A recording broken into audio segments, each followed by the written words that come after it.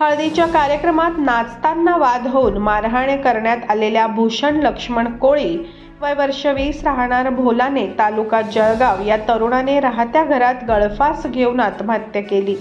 ही घटना रविवारी 18 फेब्रुवारी रोजी सकाळी 8 वाजेच्या सुमारास समोर आली।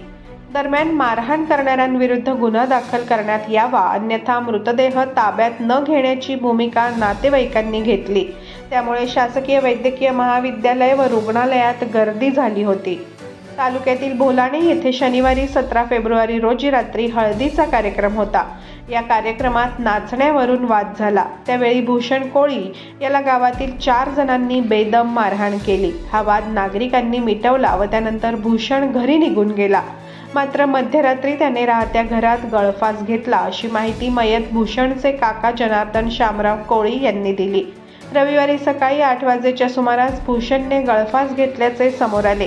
यावेळी कुटुंबियांना मोठा धक्का बसला। या तरुणाला शासकीय वैद्यकीय महाविद्यालय व रुग्णालयात दाखल केले असता वैद्यकीय अधिकाऱ्यांनी त्याला मयत घोषित केले। तालुका पोलीस ठाण्याचे सहाय्यक फौजदार Manik Sapkale, police head constable Vilas Shinde आणि पोलीस हेड कॉन्स्टेबल पाटील यांनी पंचनामा केला।